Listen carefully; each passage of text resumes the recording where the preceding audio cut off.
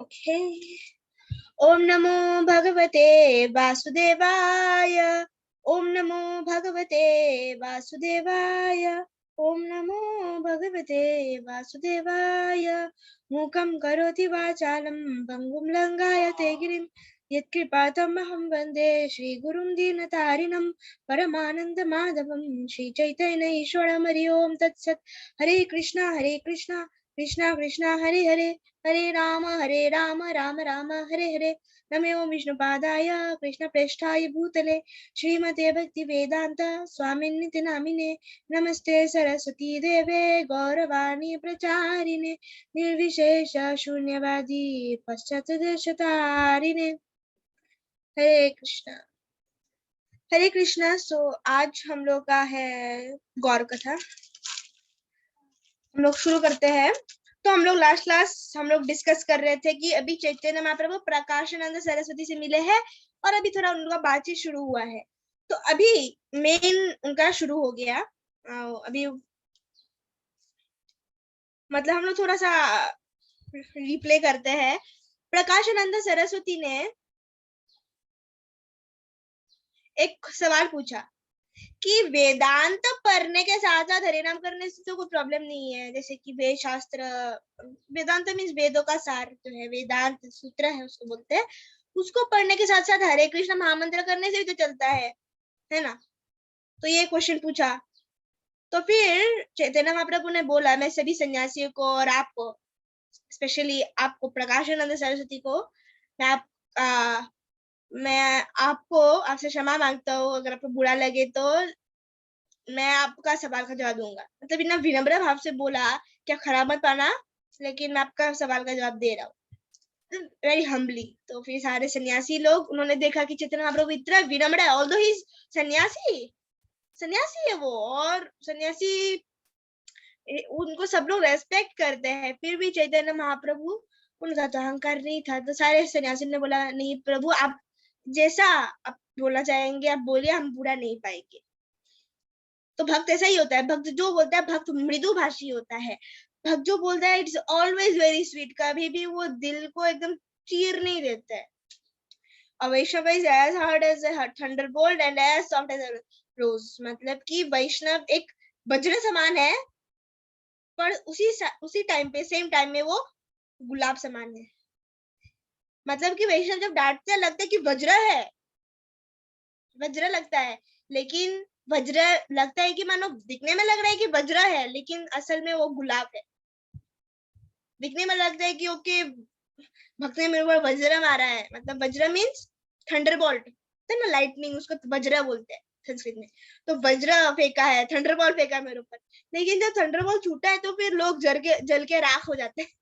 लेकिन वैष्णव लोग का थंडरबोल्ट कैसा है, लगता है तो एकदम लगता है कि जैसे गुलाब ने छुआ है, अच्छा लगता है। तो ऐसा। तो फिर चैतन्य महाप्रभु ने बोला, वेदांत सूत्र में क्या है, वेदांत सूत्र में वो शब्द है, वो ध्वनि है, मीन्स वो साउंड है जो कि भगवान ने बोला है, इसीलिए वेदांत में कुछ गलतियां नहीं हो सकती। एक इम्पोर्टेंट चीज है, इंसानों में 4 कमियां रहती है, इसलिए इंसान है, भगवान है। इंसान में 4 कमियां क्या क्या है, ये हम लोगों ने ईशोपनिषद का स्टार्टिंग इंट्रोडक्शन में किया था, प्रभुपाद जी ने बहुत सुंदर से एक्सप्लेन किया था। मिस्टेक, इल्यूजन, चीटिंग और इनएफिशिएंसी। मतलब ये इंसान लोग गलती करेंगे, कंफर्म। आप नहीं बोल सकती कि मैंने जीवन में कोई गलती नहीं किया, नोइंगली अननोइंगली, जान के नहीं जान के अपने गलती किया है। इल्यूजन, माया में, इल्यूजन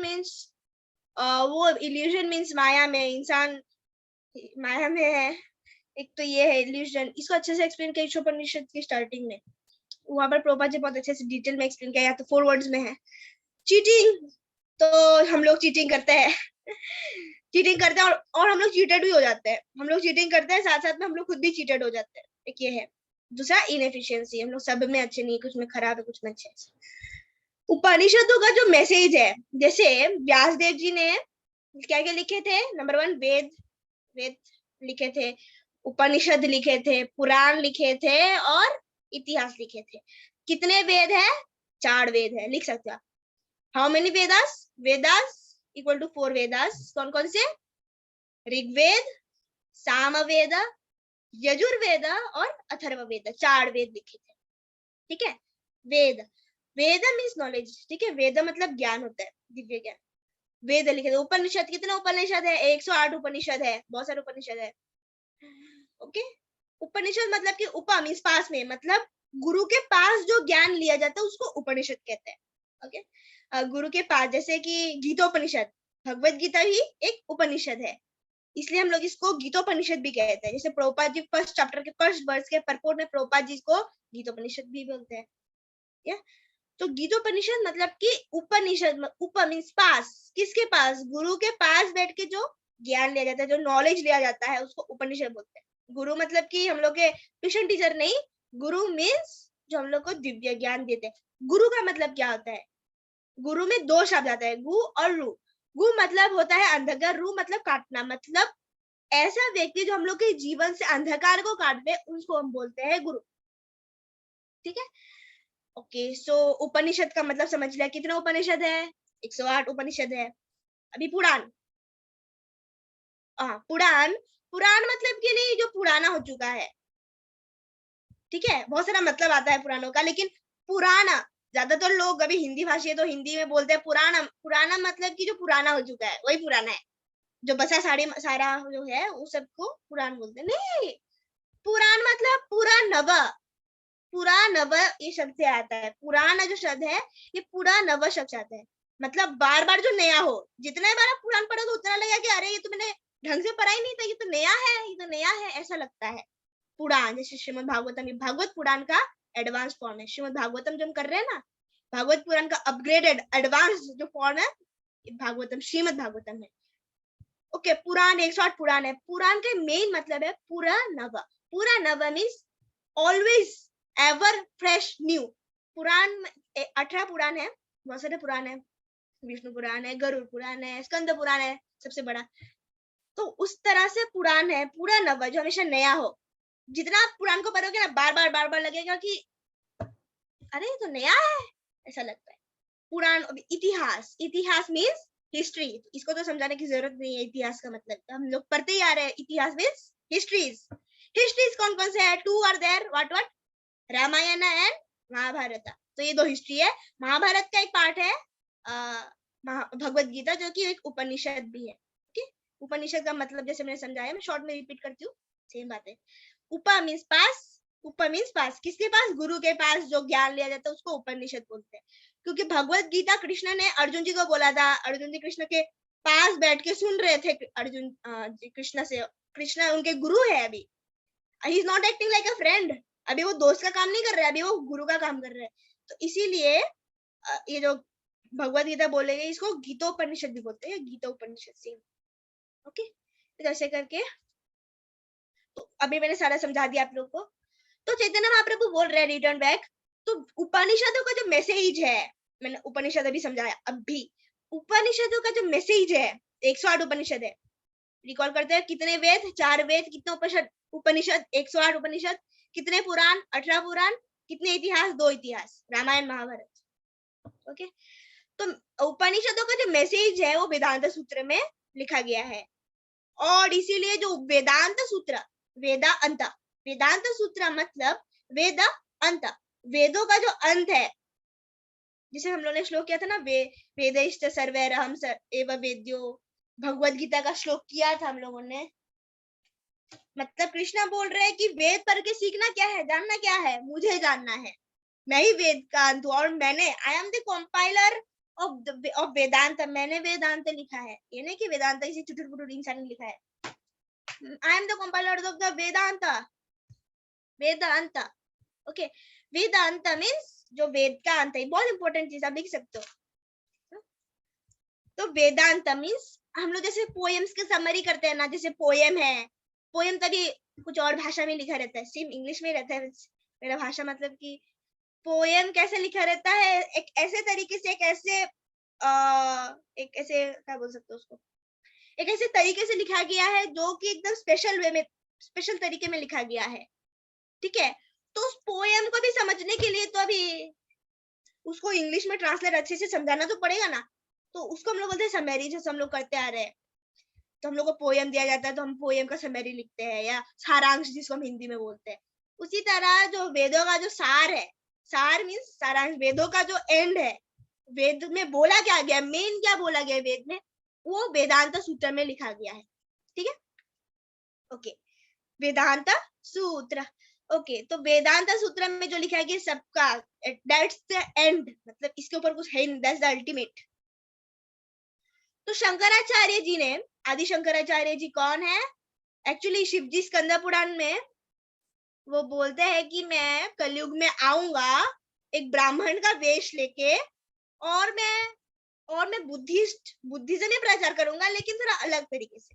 बुद्धिज्म में क्या है कि भगवान नहीं है, उसी को बुद्धिज्म ही है, मतलब ऑलमोस्ट भगवान नहीं है, वही है ना। शंकराचार्य का फिलोसफी क्या है? हम और भगवान एक है, हम लोग जब माया से मुक्त हो जाएंगे हम भगवान में मिल जाएंगे। तो मतलब कि भगवान जैसा कोई चीज नहीं होता है, हम लोग ही भगवान। मेनली तो यही हुआ ना। बुद्धिस्ट लोग क्या मानते हैं कि भगवान नहीं होते हैं, और शंकराचार्य जी के फॉलोअर्स मानते हैं कि भगवान होते हैं पर हम भी भगवान है। तो ऑटोमेटिकली सेम ही बात हुआ, बस थोड़ा सा अलग, थोड़ा सा। ओके, तो same covered Buddhism in the garb of ब्राह्मणा, एक ब्राह्मण के वेश में मैं प्रचार करूंगा। शिव जी ने ये खुद पार्वती देवी को बोला, दैट इज रिकॉर्डेड, और शिव जी शंकराचार्य के रूप में। शंकराचार्य अंदर से तो कृष्ण भक्त थे, बाहर तरीके से दिखा देते थे कि okay I am just an impersonal follower, means मैं, मतलब भगवान के इम्पर्सनल, भगवान का रूप नहीं है, सुंदर हंसी नहीं है, सुंदर मुस्कान नहीं है, सुंदर कुछ नहीं है, कुछ नहीं है भगवान का, नो कैरेक्टरिस्टिक्स, कोई कैरेक्टर नहीं है। 7 में आता है लेकिन हम लोग जब माया से मुक्त हो जाएंगे तब हम भगवान के साथ मिल जाएंगे, भगवान बन जाएंगे।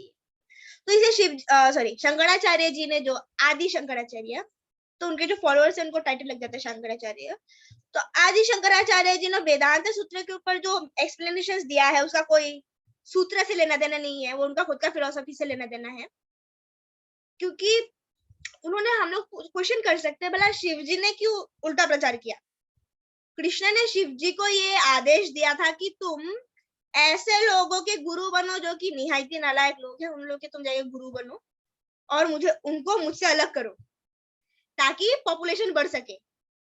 भगवान के पास जुड़ जाएंगे तो दुनिया में तो आसक्ति रहेगी नहीं, लोग इसे डरते भी है, इसलिए कृष्ण के पास आते नहीं है। दुनिया से आसक्ति रहेगी नहीं, कृष्ण से आसक्ति रहेगी, कृष्ण ही पसंद आएंगे, कृष्ण के अलावा तो कुछ करने का मन करेगा नहीं। तो इसीलिए कृष्ण ने बोला फॉर पॉपुलेशन के लिए शिव जी आप इन लोग को मेरे से अलग करो। ये नहीं कि कृष्ण प्यार नहीं करते, नफरत करते हैं, क्योंकि at the starting of the creation जब सृष्टि शुरू हुआ तब तो जीवों का करना ही पड़ेगा ना। तो उस फॉर दैट पर्पस शिव जी ने वो भी सब लोगों को नहीं, जो लोग की निहत्थे नालायक लोग हैं उन लोगों को। ठीक है। तो शंकराचार्य जी ने जो सूत्र, वेदांत सूत्र के ऊपर जो उन्होंने लिखा है, वो सूत्र से कोई लेना देना नहीं है। इसीलिए ऐसा जो कमेंटेशन है, जो उन्होंने लिखा है, स्पॉइल्स एवरीथिंग। जैसे मैंने अभी बोला कि शंकराचार्य जी ने ऐसा क्यों किया। शंकराचार्य जी अंदर से तो कृष्ण भक्त थे, परंतु बाहर तरफ से वो कुछ और दिखाते थे, ताकि ऐसे लोग, जो लोग कि भगवान को नहीं मानना चाहते, कि भगवान होते ही नहीं है, भगवान होते ही नहीं है, ऐसे लोग जो ऐसे मानना चाहते हैं, उन लोगों को भगवान से दूर करने के लिए, उन लोगों को एटलीस्ट भगवान के तरफ लाने के लिए, कि एटलीस्ट उन लोगों को बुद्धि आ जाए कि भगवान होते हैं। जैसे कि अगर आप किसी को प्रचार करते हो, किसी व्यक्ति को, किसी को भी, अगर मानो वो नास्तिक है, सबसे पहला काम आपका क्या होगा कि आप पहले उसका नास्तिकता को तोड़ोगे, है ना। जैसे मान लो कोई है, मतलब मान लो कोई लड़की है सबिता बोल के, वो मेरे साथ है, तो अभी मैं उसको I am preaching to her. तो अभी जो सबिता है ये नास्तिक है, शी इज एथिस्ट, ये मानते भगवान कुछ नहीं होते हैं, भगवान होते तो प्रॉब्लम क्यों होता है। सबसे पहला काम क्या होगा मेरा? क्या मैं उसको डायरेक्टली भक्ति दूंगी? क्या मैं बोलूंगी तुम चैंटिंग करो, ये करो? पहले तो उसका एटलीस्ट विश्वास होना पड़ेगा कि भगवान जैसा कोई होता है, एटलीस्ट उसको विश्वास करना पड़ेगा पहले। तो इसीलिए एटलीस्ट ताकि वो नास्तिक से कम आस्तिक बन जाए, उसके बाद तो भक्ति शुरू होगा ना। एटलीस्ट नास्तिक से आस्तिक बन जाए, इसके लिए फिर मैं क्या करूंगी, उसका नास्तिकता को पहले तोड़ूंगी। पहले मैं उसको पूरा साइंटिफिकली समझाऊंगी, उसको अच्छे से मैं समझाऊंगी, लॉजिकली साइंटिफिकली समझाऊंगी। फिर जब आस्तिक बन जाए, फिर मैं भक्ति उसको वो दूंगी, ठीक है। उसी तरह से बुद्धदेव जी क्यों आए? क्योंकि तब इतना खराब हालत होके रखा था पूरी दुनिया का, लोग काट रहे थे, यज्ञ के नाम पे लोग मांसाहार कर रहे थे, मांस खा रहे थे। तो उसके लिए फिर बुद्धदेव आए, भगवान कृष्ण के शक्तवेश अवतारी है, भागवत में मेंशन किया था, मैंने आप लोग को क्योट करके बताया था, अभी मैं नहीं ढूंढ रही। तो इसीलिए तो फिर बुद्धदेव आए ताकि लोग मांसाहार छोड़ दे। यज्ञ के नाम पे जो ये लोग नमूना कर रहे हैं, जीव हत्या कर रहे हैं, एटलीस्ट ये लोग बंद करे। इसके लिए फिर बुद्धदेव ने बोला मैं वेद शास्त्र नहीं मानता, भगवान कुछ नहीं, एटलीस्ट ताकि ये लोग पापी से एटलीस्ट पुण्यात्मा थोड़ा बन जाए ना, थोड़ा भी पुण्य करना शुरू कर दे, तब फिर ये लोग नास्तिक हो, नास्तिक से आस्तिक बन जाएंगे। एटलीस्ट पुण्यात्मा तो होना चाहिए, एटलीस्ट थोड़ा तो पुण्य करना चाहिए ना, पुण्य होगा फिर वो आस्तिक बनेंगे, फिर भक्ति शुरू होगा। तो एटलीस्ट वो लोग थोड़ा बोला अपना पाप कर्म छोड़े, थोड़ा पाप कर्म ये सब छोड़ दे, भगवान नहीं है उसके नाम पे।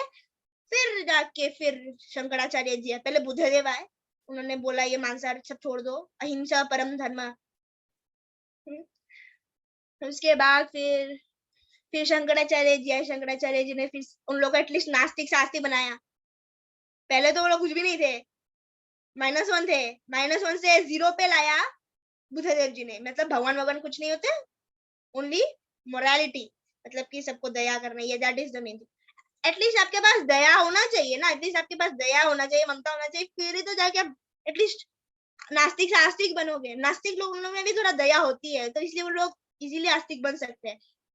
लेकिन जो लोग में दया ही नहीं है, दया ममता नहीं है, जिसको भी चीड़ फाड़ दे, वो लोग कैसे जल्दी से आस्तिक बन सकते हैं? आस्तिक बनेंगे भी तो फिर वो लोग उटपटांग काम ही करेंगे। इसीलिए तो फिर एटलीस्ट वो लोग पाप कर्म छोड़े। फिर वन में लाया किसने? शंकराचार्य जी ने, एटलीस्ट आस्तिक बनते। उसके बाद फिर वन के बाद जो है वो सब भक्ति का है। ओके, भक्ति। ओके, हम लोग कंटिन्यू करते हैं। ओके, तो जो वर्ड ब्राह्मण, ब्राह्मण शब्द का मतलब क्या है? ब्राह्मण इज ब्रह्म ज्योति। ब्रह्म ज्योति क्या है? कृष्ण का शरीर जो है, कृष्ण का दिव्य शरीर है, नॉट हम लोग का शरीर नहीं। कृष्ण इज स्पेशल, कृष्ण का आत्मा और शरीर में कोई डिफरेंस नहीं है। ये नहीं कि कृष्ण के अंदर कोई आत्मा है। मैं सारे क्वेश्चंस क्लास के एंड में लूंगी, ठीक है? By the time please wait, आप लोग निकल जाते हो क्लास के बीच में। ओके, तो ओके, सो ब्राह्मण मीन्स ब्रह्म ज्योति। कृष्ण का जो दिव्य शरीर है, उससे जो लाइट निकलता है, रोशनी निकलता है, उसको कहते हैं ब्रह्म ज्योति। ज्योति मीन्स लाइट, ओके, ज्योति मीन्स लाइट, ब्रह्म ज्योति। तो भगवान के शरीर से जो लाइट निकलता है उसको ब्रह्म ज्योति बोलते हैं, और भगवान उसको ब्राह्मण भी बोलते हैं। ओके, ब्रह्म ज्योति को ब्राह्मण भी बोल देते हैं, शॉर्ट में ब्राह्मण। और पर ब्राह्मण कौन है? सॉरी, नॉट हम लोग नहीं, सॉरी, भगवान जो है, तो कृष्णा ही इज परम ब्राह्मण। भगवान का जो लाइट है वो भी ब्राह्मण है, हम लोग भी ब्राह्मण है, हम लोग को भी ब्राह्मण कहा जाता है। ओके, तो कभी कभार ब्राह्मण भी बोल के, ब्राह्मण ऑल्सो मीन्स कृष्णा। ओके, हम लोग को भी ब्राह्मण बोला जाता है। ब्राह्मण मीन्स विच इज एटर्नल, मतलब जो हमेशा है, ठीक है, जो हमेशा है उसको भी ब्राह्मण बोलते हैं। कृष्ण हमेशा, उनको भी ब्राह्मण बोलते हैं। हम भी हमेशा के लिए है ना, आत्मा तो हमेशा के लिए, शरीर नष्ट हो जाता है, पर आत्मा इज फॉरएवर। तो इसीलिए आत्मा रूप में भी हम लोग हमेशा रहते हैं, तो इसीलिए हम लोग को भी ब्राह्मण बोला जाता है। बट यहाँ पर जो शब्द ब्राह्मण यूज किया गया है, it is only for Krishna, पर ब्रह्म, पर ब्राह्मण। ब्राह्मण डजंट मीन दिस ब्राह्मण क्षत्रिय वैश्य शूद्र, ये ब्राह्मण नहीं, हम उस ब्राह्मण का बात कर रहे हैं, ब्राह्मण। ओके, ब्राह्मण, ब्राह्मण। तो ब्राह्मण मतलब कि जो सबसे बड़ा है, which is full of transcendental opulences. Okay, तो बहुत लोग बोलते हैं कि आई एम गॉड, मैं ही भगवान हूँ। लेकिन हम लोग अगर कोई ऐसा दावा करे कि मैं ही भगवान हूँ, तो उसको एक क्वेश्चन पूछना चाहिए, ठीक है? होता ना, बहुत लोग दावा करते हैं हम ही भगवान है, तुम क्या ये भगवान लगा रखा है। भाई आप भगवान हो तो आप कुछ हम लोग का एक क्वेश्चन आंसर करके दिखा दो, आप फिर हम मान जाएंगे okay you are God. Thank you. भगवान मतलब कि जिनके अंदर में 6 गुण है, 6 क्वालिटीज, 6 गुण। वो 6 गुण मतलब पूरा है, थोड़ा नहीं, पूरा। भगवान में पूरा सुंदरता है, भगवान में पूरा ज्ञान है, भगवान में पूरा फुल 100%, नॉट 1%, 2%, 100%। भगवान के अंदर सुंदरता है, 100% ज्ञान है, 100% विजडम है। विजडम यू अंडरस्टैंड 100% रिनंसिएशन है, वैराग्य है, 100% पावर है, 100% स्ट्रेंथ है, 100% फेम है. Krishna is all over famous. Okay, तो इस तरह से अगर आपके पास ये 100% में है, then you are God. 100% strength, पूरा शक्ति है, 100% शक्ति है, 100% सुंदरता है, 100% ज्ञान है, 100% वैराग्य है. वैराग्य तो नहीं हो सकता है. 100% वैराग्य कृष्ण में. रिनंसिएशन, वैराग्य का मतलब क्या है? वैराग्य माने डिटैचमेंट इंग्लिश में. अटैचमेंट मीन्स आसक्ति, detachment means vairagya, not detoxification or intoxication. Okay, detachment means Anasakti. Same मतलब कि आपको ये दुनिया से आसक्ति नहीं है कि ये मेरा है, ये मेरी है, वो मेरा है, ये मेरा है, ये चीज मेरी है. आपको आसक्ति नहीं है, आपको केवल कृष्ण से ही आसक्ति है. लेकिन अगर मतलब अगर मैं आपको समझाऊं सिंपल में, वैराग्य डिटैचमेंट मतलब कि अगर आपको टाइम आए कि सब कुछ छोड़ना पड़े, यू कैन इजीली लीव. ठीक है, आप आसानी से छोड़ सकते हो सब कुछ. इन्हें आपके दया नहीं है, मतलब कि वो डिटैच्ड. अगर आपको मतलब ऐसा हाल हो जाए आपका कि आपको सब कुछ छोड़ना पड़ जाए, पूरा सब कुछ आपको छोड़ना पड़ रहा है, पूरा एकदम गरीबी हो जाए, फिर भी आप खुश रहोगे. मतलब कि आपको प्रॉब्लम नहीं होगा कि ये मुझे चला गया, ये छोड़ के चली गई, या ये सब चला गया, मेरा घर चला गया. Means you are detached. मतलब कि ये तो मेरा था ही नहीं कभी, तो भगवान का था, भगवान चाहते थे तो दिया, भगवान चाहते थे तो ले गए. कुछ नहीं, मैं हूं ना कृष्ण का. तो आपको कोई प्रॉब्लम नहीं होता है. दैट इज वैराग्य. मीन्स आपको कोई प्रॉब्लम नहीं होता कि अगर आपका सब कुछ भी चला जाए, आपके साथ सब कुछ बुरा ही क्यों ना होने लगे, फिर भी आप कृष्ण को नहीं छोड़ोगे. Because you detached. दुनिया में तो सब होगा ही. बिकॉज मटेरियल वर्ल्ड दुनिया है, दैट इज दुःखालयम अशाश्वतम. दुःखालयम, दुखों का आलय है भाई. दुखों का घर में आपको सुख मिलेगा? गुंडों के घर में आपको अच्छे इंसान मिलेंगे? नहीं मिलेंगे. अगर अच्छे इंसान मिलेंगे, फिर अल्टीमेटली वो लोग डाकू काम ही करेंगे. मतलब कि दुखालय दुनिया में, दुख भरे दुनिया में सुख मिलेगा भी, अल्टीमेटली वो दुख में ही एंड होगा. ऐसा है. तो ये दुनिया तो दुखालय अशाश्वतम, हमेशा के लिए नहीं है. कोई बोल सकता है मैं हमेशा के लिए हूँ. लोगों के अंदर ये विश्वास होता है, होप इज गॉड. उन लोग को लगता है कि okay, hope is God. Hope, हम लोग के अंदर भी होप है. काश सब लोग मर रहे हैं, कोई नहीं, हम जिंदा हो सकते हैं. हम जिंदा हो सकते हैं. It is totally insane. एकदम अजीब है ना. हम लोग देख रहे हैं, हम लोग के दादाजी मर गए, कितने लोग मर गए, रिलेटिव्स मर गए, इवन फ्रेंड्स मर गए, कितने सारे लोग मर गए. और हम लोग को लेकिन अभी भी एक विश्वास रहता अंदर में, but I will live for ever. कि एटलीस्ट मैं तो जीऊंगा जरूर. I will live. भाई तुम्हारे आसपास के सारे लोग मर रहे हैं, तू कैसे जिंदा रह सकता है? तू भी तो मर रहा रहेगा ना. तो लेकिन ये तरह का हम लोग के अंदर में एक मोटिवेशन रहता है कि हम लोग नहीं मरेंगे. इसलिए हम लोग प्रैक्टिस भी नहीं करते. मतलब हम लोग अपने को प्रिपेयर नहीं करते मरने के लिए. हम लोग देखते कितने सारे लोग मर रहे हैं, बट वी आर, हम लोग सोचते हैं कि छोड़ दो. उसी तरह जैसे कि एक खरगोश था. जो खरगोश था ये जंगल में घूम रहा था, आराम से घूम रहा था. अभी जो खरगोश को कौन खाता है? फॉक्स खाया. फॉक्स, आपको समझ में आ जाएगा. जो फॉक्स था ये अभी रैबिट के सामने आ गया. अभी रैबिट तो डर गया, अभी तो मुझे खा जाएगा, खा जाएगा. तो रैबिट तो भी फॉक्स को देख रहा था, तो उसको डर लग रहा था. उसने अपने आंखें बंद कर ली और वो टेंशन फ्री हो गया. अभी मुझे फॉक्स नहीं खाएगा. भाई फॉक्स तेरे सामने है, तो आंखें बंद कर या खोल, फॉक्स तो तुझे जरूर खाएगा. है ना, है कि नहीं? ये तो पागलपंती है कि तुमने बस आंखें बंद कर लिया, मतलब फॉक्स अभी नहीं खाएगा. मतलब मैं नहीं देख रहा हूँ, नहीं होता है. आई एम नॉट सी, जो मैं नहीं देखता हूँ वो होता ही नहीं है. मैंने अभी फॉक्स को नहीं देखना, मैं नहीं देख रहा हूँ फॉक्स को, मतलब फॉक्स है ही नहीं. I am free. भाई फॉक्स तू देख ना देख, उसको तो मतलब नहीं पड़ेगा. तो उसको तो तुमको खाएगा, एकदम एकदम चाट के खाएगा. सो उसी तरह मृत्यु मंडरा रही है, दिखा भी रही है. इसने इसको मार दिया, उसको मार दिया, सबको लेके जा रही है. तो कैसे तुमको छोड़ेगी? You will also die. तो उसमें आंखें बंद करके, अरे मैं नहीं मरूंगी बस, या मैं नहीं मरूंगा बस, कोई नहीं. अरे भाई भागने की कोशिश क्या कर तू, है ना. तो अभी मृत्यु तो आएगी. राधना स्वामी महाराज मतलब 4 चीज बोलते हैं. 2 चीज याद रखना चाहिए हमेशा, और 2 चीज हमेशा भूल जाना चाहिए.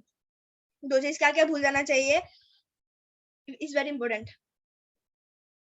अगर कोई हम लोग के साथ बुरा करता है, हमें भूल जाना चाहिए. We must forget. इन्हें कि इसको याद रहेगा, उसने मेरे साथ ऐसा कैसे कर दिया, ऐसे कैसे कर दिया, इसको लेके नहीं रहना। क्योंकि अभी देखो, अगर आप इसको लेके चले गए, भाई आपका जिंदगी इसके लिए नहीं है कि आप बस जो लड़ाई है उसी को याद करते रहो। Your life is not meant for that बाबा।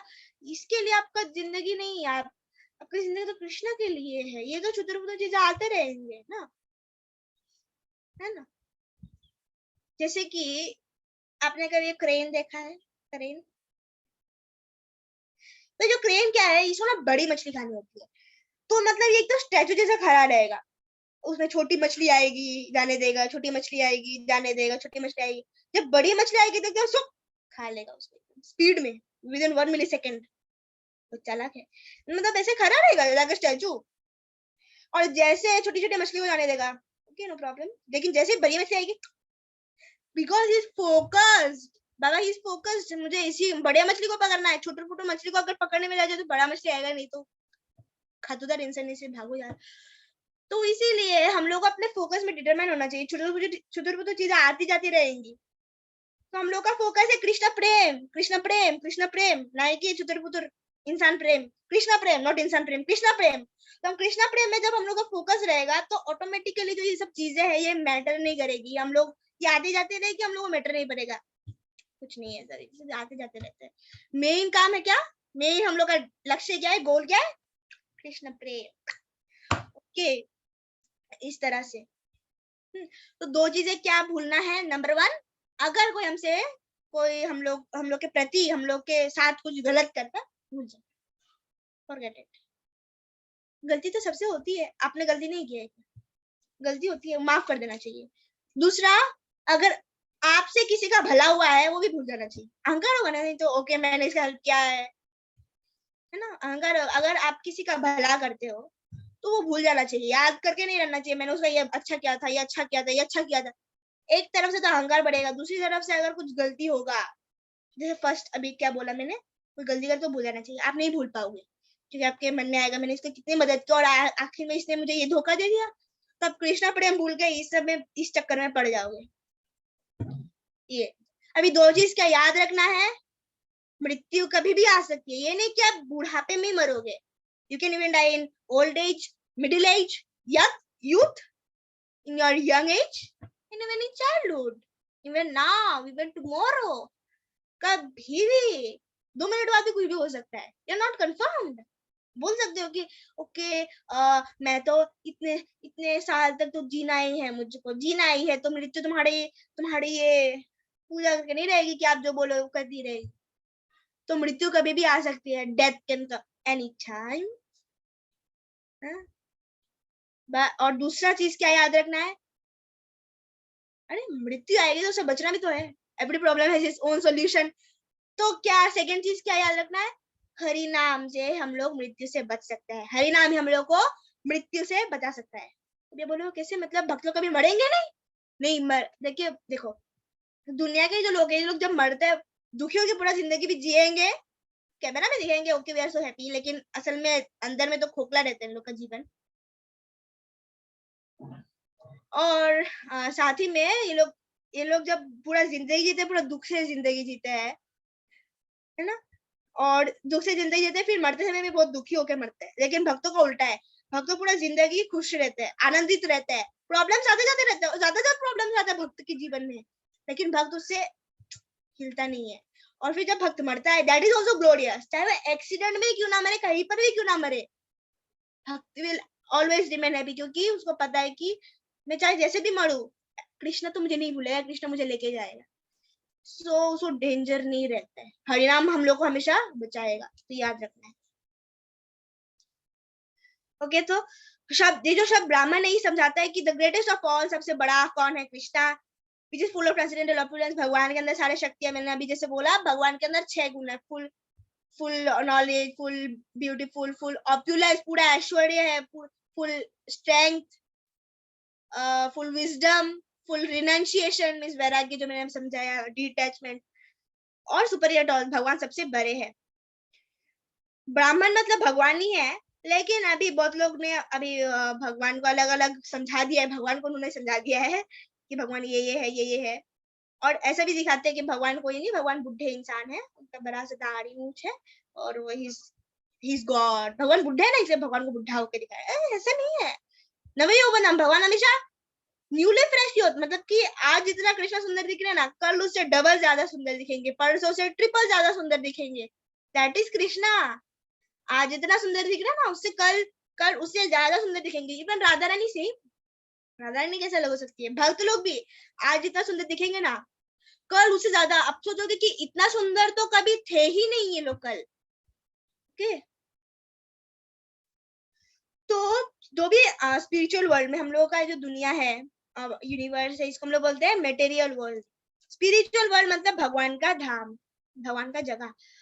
इस फुल ऑफ ट्रांसेंडेंटल ब्लिस, उसमें सारा आनंद है, चाहे वो शरीर का ही क्यों ना हो, जगह क्यों ना हो, रूप का ही क्यों ना हो, कुछ सब कुछ भगवान का जो भी है वहां पर स्पिरिचुअल धाम में, एवरीथिंग इज एटर्नल। उसमें आनंद आता है, यहाँ पर आनंद नहीं आता। Okay, all are all are eternally cognizant and blissful. वहां पर सब लोग ज्ञानी है, सब लोगों को सब कुछ पता है और लोग आनंदित है।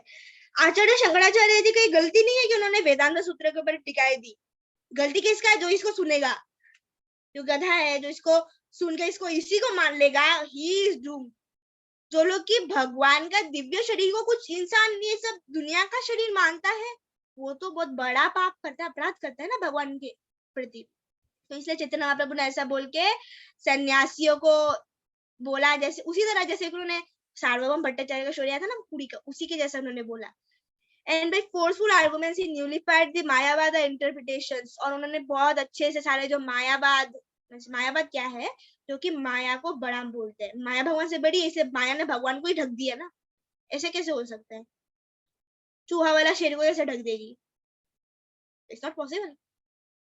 सारे सन्यासी ने बोला कि भगवान ही वेद है और परम भगवान है। कि सारे सन्यासी, जो मायावादी सन्यासी, सब भक्ति ले गए, सब भक्ति करने लगे और सब लोग ने हरे कृष्ण महामंत्र शुरू किया और भगवान को मिडिल में रख के सब लोग एकदम सर्कल बना के, कॉन्सेंट्रिक सर्कल बना के वो लोग प्रसाद पा रहे। अभी जब सन्यासी लोग भक्त बन गए तो फिर भगवान का पॉपुलैरिटी पूरा वाराणसी में फैल गया और हजारों हजारों लोग भगवान को देखने आए, चैतन्य महाप्रभु को देखने आए।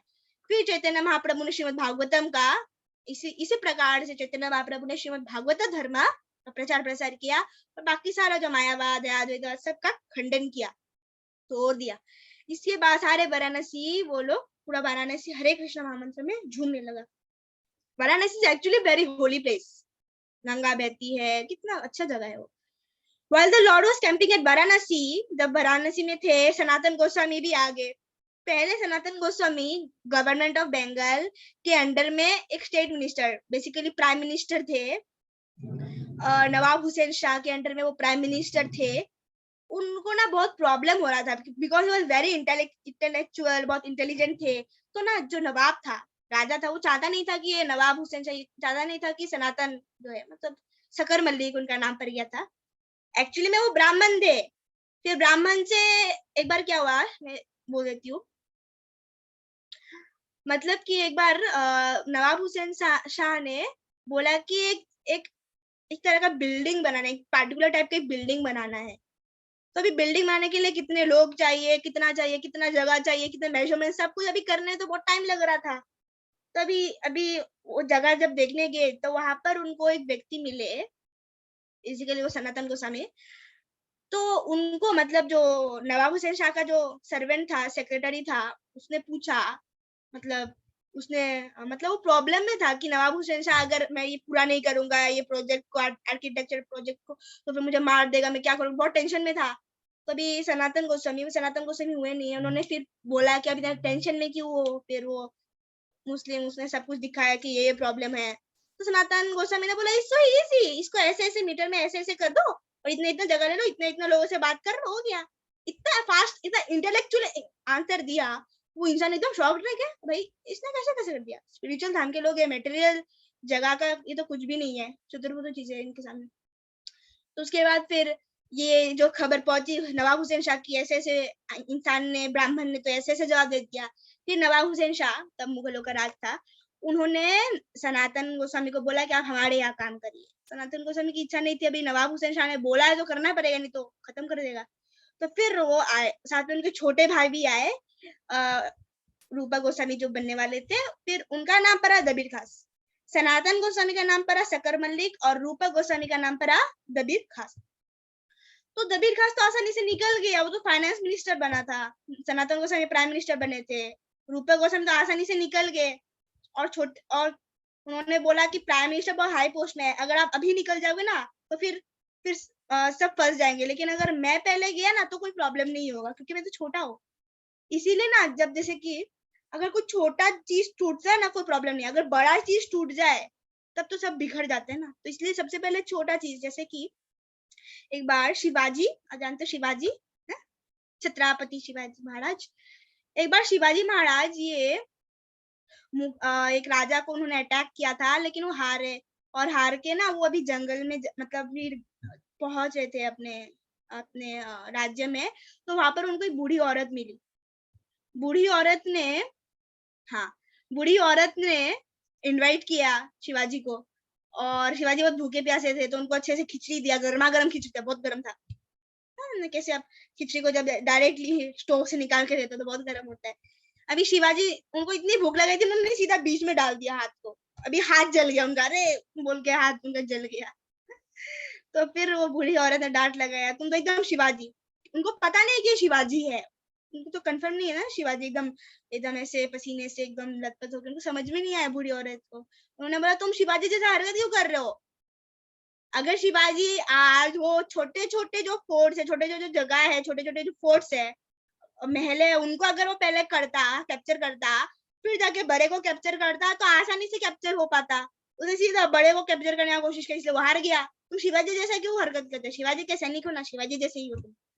फिर शिवाजी को दिल में लगा कि हाँ, ये तो सच बोल रही है, मुझे तो पहले छोटे छोटे जो है साइड साइड से काटने के बाद आपको मेन में करना चाहिए ना। जैसे खिचड़ी, खिचड़ी साइड साइड से थोड़ा थोड़ा ठंडा होता है, बीच में बहुत गर्म होता है। साइड साइड से धीरे धीरे जैसे आप खाना शुरू करते हो खिचड़ी को, धीरे धीरे साइड साइड से खा खा के धीरे धीरे, अब जब तक आप मिडिल में पहुंचते तब तक जो खिचड़ी होता है मिडिल में ठंडा हो जाता है, तब आप आसानी से उसको खा सकते हो। सीधा हाथ बीच में डालोगे तो हाथ जलेगा ही। तो शिवाजी को समझ में आया कि मुझे पहले छोटे छोटे फोर्ट्स को पहले उनको कैप्चर करना चाहिए, फिर जाके बड़े फोर्ट को, फोर्ट मीन्स क्या बोलते हैं उसको, दरगाह, दरगाह नहीं, क्या बोलते उसको, मुझे, मैं भूल गई, समर दरगाह कुछ था, आप लोग समझ में आएगा। फोर्ट, रेड फोर्ट जैसे, लाल किला, हाँ किला किला। तो किला पहले छोटे किलो को कैप्चर करना है, फिर जाके बड़े किलो को आसानी से कैप्चर कर सकते हैं। उसी तरह से अगर छोटे किले पहले कैप्चर हो गए तो कोई प्रॉब्लम नहीं आता है, बड़ा किला पहले आएगा तो फिर प्रॉब्लम जा सकता है। इसीलिए फिर रूपा गोस्वामी ने बोला कि आप क्या करिए, पहले मैं चला जाता हूँ, फिर आप आइएगा तो कोई प्रॉब्लम नहीं होगा, और आपके लिए मैं सारा बंदोबस्त करके जा रहा हूँ, ये कि छोड़ दिया, बंदोबस्त करके जा रहा हूँ। फिर ऐसे करके फिर सनातन गोस्वामी ने ठीक है बोला। अभी सनातन गोस्वामी तो अभी महाप्रभु से मिलना चाहते थे, रूपा गोस्वामी तो गए। अभी रूपा गोस्वामी ने ना कुछ पैसे थे उन्होंने रखे हुए थे, तो हाँ, तो उसके बाद फिर सनातन गोस्वामी ना, उनको ना मतलब शकर मल्लिक है अभी उनका नाम था, उनको ना इंटरेस्ट नहीं आ रहा था कि ये पॉलिटिक्स, ये सब भक्ति करनी चाहिए, क्या पॉलिटिक्स ये सब है। उन्होंने ना कुछ दिन से उनको मतलब वो अभी बस भागवतम सुनते, उन लोगों से भी भागवतम सुनते जो कि प्रोफेशनल रिसाइटर्स थे। प्रोफेशनल रिसाइटर्स हम भागवतम क्यों नहीं सुनते? प्रोफेशनल रिसाइटर्स कौन है? प्रोफेशनल रिसाइटर्स वो लोग हैं जो कि भागवतम करते हैं लेकिन उसके बदले पैसा लेते हैं कि भागवतम क्लास कर रहे हैं, आपको 25,000 तो देनी है, 25,000 से 1 रुपए कम नहीं। इनको हम बोलते हैं प्रोफेशनल रिसाइटर्स, जो कि भागवतम करते हैं बिजनेस के नाम पे, पैसे के नाम पे, भगवान से बिजनेस। तो ये ठीक नहीं है और इन लोगों से नहीं सुनना चाहिए। लेकिन श्रीमद भागवतम सुनने की इतनी प्रगाढ़ इच्छा थी शकर मल्लिक की, उन्होंने एक भागवत मतलब एक व्यक्ति को अपॉइंट कर लिया कि आप मुझे भागवतम सुनाना, चाहे वो प्रोफेशनली क्यों ना, बस भागवतम सुनना है, उससे मतलब है। हम लोग को ऐसा नहीं करना है, ये प्योर डिवोटी, हम लोग को ऐसा नहीं करना है। हम लोग नहीं कर सकते, अपने आप को शुद्ध भक्त नहीं बोल सकते हम लोग। ऐसे करके अभी बहुत दिन से नहीं आ रहे थे, तो नवाब हुसैन ने बोला प्राइम मिनिस्टर का क्या हुआ, जाके देख के आओ। तो फिर वो एक इंसान को भेजा, तो उसने आके पूछा शक्कर मलिक साहब को क्या हुआ है। शक्कर मलिक ने बोला बस थोड़ा बीमारी हुई है, ठीक हो जाएगा कुछ। फिर और कुछ दिन रुका, फिर नवाब हुसैन अभी वो तो अस्थिर हो रहा था, क्या कर रही है। उसके बाद फिर उन्होंने एक इंसान को बोला कि तुम ना सीक्रेटली जाके देख के आओ कि शक्कर मलिक क्या कर रहा है। फिर देख के आया, उसने देख के बोला कि ये तो भागवतम सुन रहा है, शक्कर मलिक तो भागवतम सुन रहा है, इस बीमारी तो लगता नहीं इसको कोई बीमारी है बोल के। फिर तो नवाब हुसैन जी को तो गुस्सा आ गया, उन्होंने शक्कर मलिक को जेल में घुसा दिया। अभी जेल में घुसा दिया तो अभी शक्कर मलिक दबीर खास जो रूपा गोस्वामी, उन्होंने तो उनके लिए कुछ सिक्के, बहुत सारे सिक्के रखे थे। तो क्या किया, उन्होंने सोचा कि अभी भागने का समय है। जो रात हुआ, रात में उन्होंने क्या किया, उन्होंने इंसान को, जो बॉडीगार्ड था, उसको पैसा दिया, बोला मुझे यहाँ से जाने दो। इंसान ने बोला ठीक है, बॉडीगार्ड ने बोला ठीक है, बॉडीगार्ड बोलते क्या, जेलर बोलते शायद, ठीक है मैं आपको जाने तो दूंगा, लेकिन पैसा तो दिया, लेकिन ना अभी मैं कैसे बचूंगा। फिर शक्कर मलिक ने बोला ऐसा बोलना कि मैं गंगा में गया था नहाने के लिए, लेकिन गंगा में ही मैं डूब के मर गया, ऐसे करके बहाना बोल देना। तो फिर उसने ठीक है बोला। फिर शक्कर मलिक वहां से चले गए और फिर जैन हेरी जॉइन चैतन्य महाप्रभु वाराणसी में वो मिले। फिर चैतन्य महाप्रभु ने उनको भक्ति का प्रिंसिपल सिखाया, भक्ति के बारे में सब कुछ सिखाया उनको। उन्होंने ये भी, चैतन्य महाप्रभु ने ये भी सिखाया कि हम लोग जीव है, हम लोग का क्या स्थान है, हम लोग का क्या जगह है, और हम लोग भला यहाँ पर क्यों बंधे हुए, हम लोग का भगवान के साथ क्या रिश्ता है, हम लोग भगवान का क्या स्थान है, भगवान का क्या जगह है, और भगवान के अलग अलग अवतार, भगवान के अलग अलग मतलब शक्तियां, वो सब के बारे में उन्होंने समझाया। ओके, भक्ति के बारे में रूल्स रेगुलेशन सब कुछ समझाया। और ये जो सिखाया उन्होंने सनातन गोस्वामी को, ये बहुत बड़ा चैप्टर बनता है चैतन्य चरितामृत का। और ये भी टीचिंग्स ऑफ लॉर्ड चैतन्य में उन्होंने दिया है। फिर चैतन्य महाप्रभु मथुरा गए, मथुरा में बहुत सारे जगहों को उन्होंने देखा, बहुत दर्शन लिए। फिर वो वृंदावन पहुंचे। चैतन्य महाप्रभु देखा जाए तो बहुत बड़े ब्राह्मण परिवार से थे, साथ में उसके ऊपर सन्यासी थे, तो इसलिए वो सारे वर्ण और आश्रम के मतलब गुरु समान थे। लेकिन फिर भी वो सारे वैष्णव, चाहे वो शूद्र वैश्य क्षत्रिय, चाहे जैसा भी वैष्णव क्यों ना, उनसे वो सेवा लेते थे, कोई भेदभाव नहीं था। तो मथुरा में एक सनोदिया ब्राह्मण था। सनोदिया ब्राह्मण मतलब एक टाइप ऑफ ब्राह्मण। इन लोग को सोसाइटी का थोड़ा लोअर स्टेटस माना जाता है, सोसाइटी का थोड़ा लोअर स्टेटस माना जाता है। फिर भी चैतन्य महाप्रभु ने ऐसे ब्राह्मण से प्रसाद लिया, क्योंकि जो ये ब्राह्मण था, ये देखा, ये माधवेंद्र पुरी उनके शिष्य समान थे, मतलब माधवेंद्र पुरी फैमिली शिष्य समान थे, इसलिए उनसे उन्होंने प्रसादम ग्रहण किया। कि वृंदावन में चैतन्य महाप्रभु ने 24 अलग अलग इंपॉर्टेंट जगह है नहाने के लिए, राधा कुंड घाट है, विश्राम घाट जानवी माता जी ने कितना सुंदर से वो हम लोग को, उन्होंने पूरा वृंदावन यात्रा का शॉर्ट में बताया था। स्टार्टिंग में विश्राम घाट से शुरू होता है, मतलब कृष्ण ने कंस को मारने के बाद वहां पर विश्राम लिया था, तो इसलिए मतलब उन्होंने वहां पर रेस्ट किया था विश्राम घाट में, इसलिए वृंदावन परिक्रमा का सबसे पहला शुरुआत होता है विश्राम घाट से। और ये कहा जाता है कि विश्राम घाट में जो आत्मा है, जो कि 84 लाख योनि मीन्स 84 लाख स्पीशीज में, कभी वो बंदर बनता है, कभी वो कीड़ा मकोड़ा बनता है, कभी वो इंसान बनता है, इतने सारे उस साइकिल्स में चलता रहता है। लास्ट में जाके इंसान शरीर मिलता है, एकदम मतलब इतना कष्ट है, उसने कभी रेस्ट नहीं किया। तो आत्मा जब विश्राम घाट में आता है, वो थोड़ा रेस्ट लेता है, ऐसा करके आता है, माता जी ने बोला था। तो जंगलों में, वृंदावन के वनों में सारे गोमाता और चिड़िया ने उनको वेलकम किया। ये बहुत सुंदर से डिस्क्राइब्ड है, कैसे वेलकम किया, बहुत सुंदर से। इवन जो गोमाता थी, वो लोग हंस रही थी, खेल रही थी कि अरे कृष्णा वापस आ गया, चैतन्य महाप्रभु इस कृष्णा। वो लोग इतना खुश थी कि देखो हम लोग का कृष्णा वापस आ गया हम लोग के लिए, एकदम रो रही है गोमाता लोग। ये भी आता है स्टोरी। सो मतलब अगर उसको डिस्क्रिप्शन करे ना, you can't stop your tears, बहुत रोना आता है कि मतलब गोमाता लोग इतना खुश, कितने हजारों साल बाद वापस से हमारे कृष्णा हमसे मिलने आए हैं। ये दुख नहीं है कि कृष्णा इतना साल क्यों नहीं आए, मतलब कृष्णा ने हम लोगों को छोड़ दिया, ये वो, कृष्णा आ गया है, इसकी कितनी खुशी है। Chaitanya Mahaprabhu is Krishna, right. और वृंदावन इस धाम, धाम तो धाम, तो धाम में, अभी धाम में क्या होता है, एक माला जो आप धाम में करते हो इज इक्वल टू 1000 मालाज आउटसाइड। मतलब आप अगर 1000 माला, एक दिन में 1000 ना हो हम लोग का, हम लोग 16 करते हैं, कितना एक साल में कितना होगा, ज्यादा नहीं होगा। तो अगर हम लोग कितने हजारों, कितने सारे माला अगर हम लोग दुनिया में रह के करते हैं, गुवाहाटी अलग अलग जगह में, अगर हम लोग ने एक माला भी कृष्ण के वहां पर वृंदावन धाम में किया, दैट इज वेरी ग्रेट। बहुत, मतलब कि वृंदावन में अगर आप एक माला भी करते हो इज इक्वल टू 1000 राउंड्स है आउटसाइड, बाहर में, दुनिया में जो 1000 माला है वो वृंदावन में एक माला समान। इसका ये मतलब नहीं वृंदावन जाके आप एक ही माला करो 1000 माला हो गया, you must do 16 rounds. Okay, ऐसे।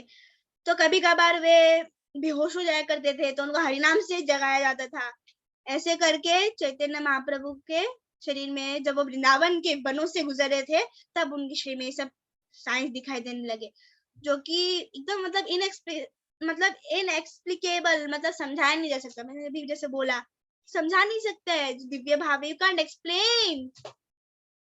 ऐसे कुछ कुछ इंपॉर्टेंट जगह जैसे चैतन्य महाप्रभु गए थे वृंदावन में, वैसे कामयावन में गए थे, आदिश्वरा, पावन सरोवर, खदीर वन, शेषशाही, खेला तीर्थ, यहाँ पर कृष्ण खेला करते थे, भांडिर वन, यहाँ पर कृष्ण का शादी हुआ था राधा रानी के साथ, भांडिर वन में कृष्णा का शादी हुआ था, भांडिर वन में ब्रह्मा जी ने किया था, द ग्रेटेस्ट ब्राह्मण, उन्होंने कृष्णा का शादी किया था राधा रानी के साथ, उनका शादी हुआ था। ये नहीं कि राधा रानी शादीशुदा नहीं कृष्ण के साथ, कृष्ण दे मैरिड, गर्ग संहिता में आता है। भद्रवन, शिवन, लोहावन, महावन, गोकुला, कालिया, राधा, द्वादशादित्य, द्वादशादित्य में 12 सूरज, आदित्य मीन्स सूरज, द्वादश मीन्स 12, 12 सूरज आए थे वहां पर भी वो गए, केशी तीर्थ।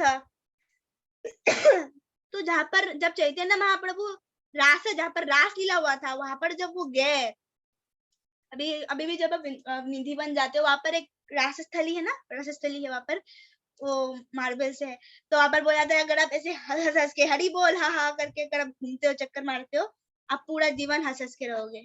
ऐसे बोलते हैं। ओके, तो फिर जैसे ही वो रासस्थली में पहुंचे वो एकदम बेहोश हो गए। फिर जब तक वो वृंदावन में थे चैतन्य महाप्रभु, वो अक्रूर घाट में उन्होंने अपना हेडक्वार्टर्स बनाया। तो एक क्वेश्चन आ सकता है अक्रूर घाट में क्यों, बाकी जगह में क्यों नहीं?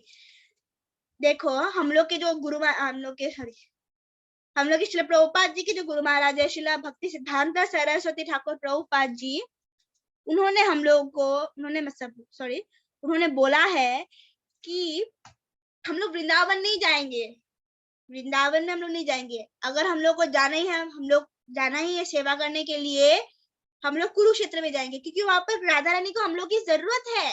राधा कृष्ण वहां पर कितने सालों बाद मिल रहे हैं, तो उन्हें हम लोग की जरूरत है और हमें वहां जाना चाहिए। वृंदावन में तो जरूरत नहीं है, वृंदावन, तो वृंदावन में तो जरूरत नहीं है, वहां पर तो सारे गोपी उनकी सेवा करते हैं। लेकिन अभी वो अब जब कुरुक्षेत्र में आई है, अभी विरह का टाइम है, राधा कृष्ण अभी विरह का टाइम है। विरह मीन्स मैंने समझाया था ना, सेपरेशन। राधा कृष्ण अलग है, कितने साल बाद मिल रहे हैं, तभी राधा रानी हम लोग की मदद चाहिए, तब हम लोग को वहां जाना चाहिए, वी मस्ट हेल्प। इसीलिए चैतन्य महाप्रभु ने अक्रूर घाट, क्योंकि अक्रूर घाट में क्या हुआ था, अक्रूर जी कृष्ण बलराम को लेके गए, तो गोपियों का जो हाल था इमेंस, अब यू कांट काउंट, यू अब समझा नहीं पाओगे कि गोपियों का क्या हाल हुआ था, है ना, क्या कितना बहुत हाल, मतलब कि चंद्रावली बेहोश हो गई, पद्मा जो है चंद्रावली की सखी, उन्होंने चंद्रावली का शरीर पकड़ के एकदम जैसे कि वो चंद्रावली जैसे शी इज ऑलरेडी डेड ऐसे मतलब लग रहा था। तो ऐसा हाल था, गोपी लोग रोक रहे कृष्णा को, इतना मतलब दुख का सीन था, मीन सीन सो हर्टिंग। तो वहां पर हम लोग की मदद की जरूरत है, तो श्री चैतन्य महाप्रभु अक्रूर घाट में उन्होंने अपना हेडक्वार्टर्स बनाया, जहाँ पर जरूरत है वहां पर जाके प्रचार करना चाहिए ना। ऐसे ऐसे जगह में जहाँ पर बिल्कुल प्रचार नहीं हो रहा वहां पर जाके प्रचार करना चाहिए ना, ना कि जहाँ पर वैसे भी लोग भक्त है। मीन्स वहां पर ऑटोमेटिकली लोग भक्त बन रहे हैं, वहां पर प्रचार करके क्या करना है, जहाँ पर लोग भक्त नहीं बन रहे वहां पर जाके प्रचार करना है। ऐसा नहीं है कि भक्तों को प्रचार नहीं करना है, जहाँ पे पहले से शुद्ध भक्त है वहां पर जाके और आप कितना आप टांग उड़ाओगे, है ना, ऐसे। ओके, तो हम लोग को भक्तों को भी प्रीचिंग करना चाहिए, अभक्तों को भी प्रीचिंग करना चाहिए। भक्तों को प्रीचिंग नहीं करोगे तो भक्त लोग टूट जाएंगे, जो नए लोग भक्त बन रहे हो फिर आपने उनको छोड़ दिया तो फिर तो वो लोग टूट गए काम से। इसीलिए हम लोग को, सब लोग को प्रचार करना चाहिए, चाहे कोई ही क्यों ना हो। कृष्ण का लीला बार याद करवाना चाहिए, याद करना चाहिए। तो वृंदावन में उनके पर्सनल सर्विटर थे, सेवक थे कृष्णदास विप्र। उन्होंने फिर कृष्णदास विप्र ने चैतन्य महाप्रभु को बोला कि आप वापस से प्रयाग जाइए माघ मेला के टाइम में। तो फिर ये इस प्रपोजल को हाँ बोल के चैतन्य महाप्रभु प्रयाग की ओर गए। प्रयाग में वहां पर कुछ पठन मिले, पठन, तो उसमें एक बहुत लर्नेड मौलाना था, मुस्लिम लोगों का स्कॉलर मौलाना था वहां पर। तो चैतन्य महाप्रभु का मौलाना और उनके पाठान उन लोगों के साथ थोड़ा डिस्कशन हुआ, और फिर चैतन्य महाप्रभु ने मौलाना को कन्विंस किया कि भागवत धर्म के बारे में कुरान में भी लिखा है, कि कुरान में भी भागवत धर्म के बारे में लिखा है। और फिर सारे पठन मौलाना सब लोग भक्ति करना शुरू कर दिए। ओके, सो चैतन्य महाप्रभु वॉइस कृष्णा या खुद ही अल्लाह है, अल्लाह अकबर। फिर जब चैतन्य महाप्रभु प्रयाग में पहुंचे, श्री रूप गोस्वामी उनके जवान भाई, नॉट जमाई सॉरी, जवान भाई उनको बिंदु माधव मंदिर में मिले। उस टाइम जो प्रयाग के लोग हैं उन्होंने और अच्छे से चैतन्य महाप्रभु का स्वागत किया। वल्लभ भट्ट, जो कि आदाइला नाम का गांव में, प्रयाग का दूसरा प्रयाग है, प्रयाग त्रिवेणी संगम के दूसरे साइड में वो रहते थे, वहां पर चैतन्य महाप्रभु ने उनको स्वागत किया। सॉरी, वल्लभ भट्ट ने चैतन्य महाप्रभु को स्वागत किया अपने घर में। लेकिन जब चैतन्य महाप्रभु उनके घर की तरफ जा ही रहे थे, वो यमुना नदी में वो उन्होंने जम कर दिया, और मतलब एकदम जैसे वो बेहोश हो गए। फिर बहुत मुश्किल से उनको निकाला गया। ऐसे फिर लास्ट में वो वल्लभ भट्ट उनके घर में पहुंचे। तो वल्लभ भट्ट देखा जाए तो चैतन्य महाप्रभु के बहुत इंपॉर्टेंट एडमायरर्स हैं चैतन्य महाप्रभु, लेकिन उन्होंने खुद का एक पार्टी शुरू किया, द वल्लभ संप्रदाय। ओके, तो ये जो बाकी जो है ये हम लोग थोड़ा कर सकते हैं, शायद से एक लास्ट पैराग्राफ कर रहे। दशाश्वमेध घाट, यहाँ पर 10 अश्वमेध यज्ञ किए गए थे। अश्वमेध यज्ञ क्या है, जहाँ पर घोड़े को काटा जाता है, लेकिन घोड़ा को एक नया शरीर मिलता है, ये नहीं कि वो मर जाता है, वो नया शरीर मिलता है। मतलब बुढ़ा घोड़ा को मारा जाता है और उसको जवान घोड़े का शरीर मिलता है। तो 10 दिन तक कॉन्टिन्यूसली चैतन्य महाप्रभु ने रूप गोस्वामी को शिक्षा दिया, भक्ति ज्ञान दिया। उन्होंने रूप गोस्वामी को सब कुछ समझाया, ह्यूमन स्पीशीज सब कुछ के बारे में। उसके बाद फिर उन्होंने वैदिक प्रिंसिपल्स के बारे में समझाया, उनमें से जो कर्म योगी है, जो ज्ञान योगी है, जो मुक्त आत्मा, ये सब समझाया। और बहुत सारे कुछ ही लोग हैं जो लोग की शुद्ध भक्त है। ओके, तो हम लोग आज इतना ही करते हैं। हरे कृष्णा।